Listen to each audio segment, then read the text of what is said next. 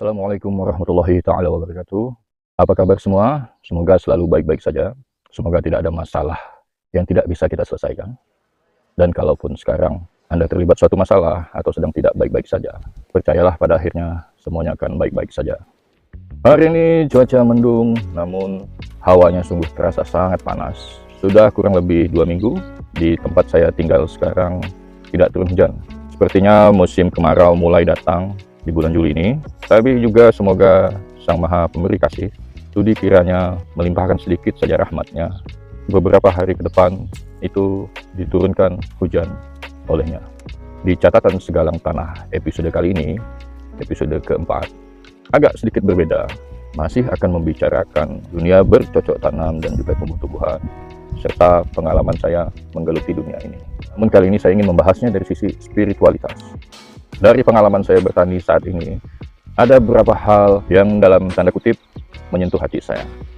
Bercocok tanam ini bagi saya erat kaitannya dengan masalah hati. Kalau kita melakukan sesuatu termasuk bercocok tanam, tidak dengan sepenuh hati, maka hasilnya pun bisa sesuai dengan isi hati kita. Saya kira begitu. Kalau hati kita bagus, tanaman kita bagus. Tanaman kita bagus, hati kita pun bagus. Begitu seterusnya. Nah, salah satu pengalaman yang menyentuh hati saya adalah 1 bulan yang lalu ketika tanaman saya sudah pindah tanam dan masa perawatan dilakukan. Menyiram dengan air, memupuknya, memperhatikan hal-hal detail yang bisa membuat tanaman kita tumbuh dengan baik dan bagus. Nah, ada di satu momen bulan lalu itu sebuah tragedi sebenarnya. Ketika, kalau perlu saya ulangi lagi kisahnya, separuh tanaman saya yang saya tanam itu rusak berat, diakibatkan oleh pengocoran pupuk cair yang berlebihan, tidak sesuai dengan kapasitas dari tanaman yang baru saya tanam. Itu separuhnya mati. Tapi mati pun itu berproses. Dari semula hanya layu, kemudian menguning, lalu batangnya mengering, menghitam. Itu pemandangan yang benar-benar menyedihkan buat hati saya. Saya marah dan mau tidak mau tanaman-tanaman yang sudah rusak itu dan sudah mati, saya cabut satu persatu. Nah, di antara tanaman yang layu dan kering itu ada satu yang waktu itu saya sampaikan kepada kawan saya, "Bang, apakah perlu dicabut juga tanaman ini karena sudah layu dan rusak? Sepertinya tidak ada harapan lagi." Namun jawaban teman saya pada waktu itu, "Tunggu saja dulu. Kasih kesempatan tanaman itu untuk tetap hidup. Beri terus air yang jumlahnya jauh lebih banyak dari tanaman-tanaman lainnya agar racun-racun pada pupuk urea yang merusak tanaman itu mudah-mudahan bisa keluar." Saya mengikuti saran teman saya, tanaman itu saya biarkan. Ada 2 atau 3 tanaman yang sudah layu dan kering itu saya biarkan hidup dan tidak saya cabut. Saya seperti yang diperintahkan oleh teman saya itu, terus-terus menyiram tanaman-tanaman itu secara berlebihan, melebihi kapasitas dari tanaman tomat lainnya yang saya siram. Nah, ada satu yang menonjol. Itu saya sebenarnya sudah seperti berputus asa dan tidak berharap akan benar-benar tumbuh.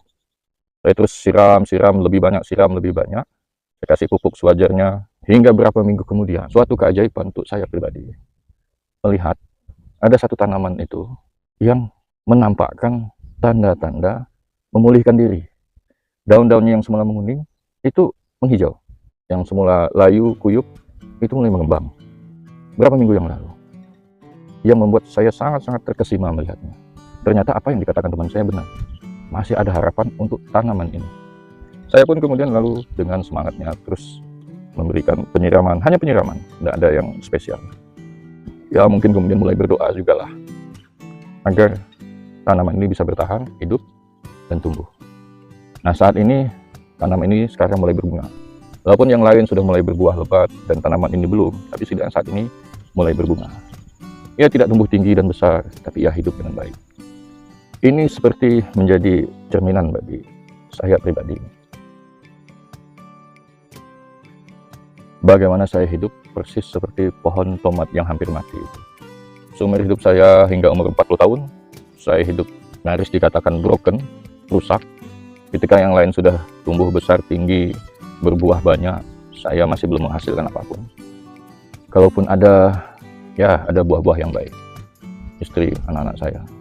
Selebihnya, kalaupun dikatakan buah itu busuk, dan banyak yang sudah memakan atau menelan pahitnya buah busuk yang saya hasilkan itu, saya minta maaf. Dalam prosesnya kadang-kadang Jujur saya ingin memutuskan untuk tidak layak hidup lagi. Jujur, itu beratnya tidak menjadi apa-apa di dalam kehidupan di dunia ini. Ketika eksistensimu sama sekali nyaris tidak ada. Tidak ada kehadiranmu di dunia ini tidak berarti. Namun ternyata masih ada yang percaya. Sang pemberi kasih melalui tangan teman saya di sini kembali memberikan kepercayaan kepada saya untuk hidup dan dihidupkan. Pemberi kasih melalui tangan teman saya ini menyirami, memberi pupuk, merawat dengan cara-cara yang sedaya upaya beliau sebaik mungkin untuk mempercayai kelak saya yang saat ini sedang rusak ini bisa tumbuh dengan baik.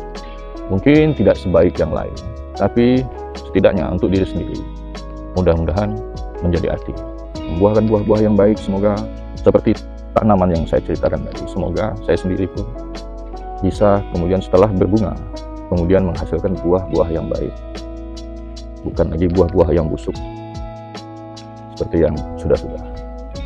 Mudah-mudahan saya bisa memberi manfaat untuk sekalian alam, tidak lagi membuat kerusakan-kerusakan yang pada akhirnya hanya akan merusak diri saya sendiri.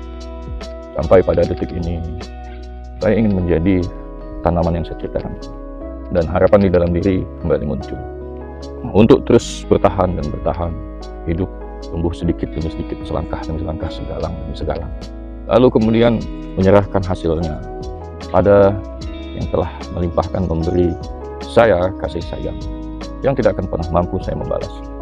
Tanpa kasih sayang dari sang pemberi kasih sayang ini, saya ini hanyalah seorang iblis. Wabillahi taufik wal hidayah. Assalamualaikum warahmatullahi taala wabarakatuh.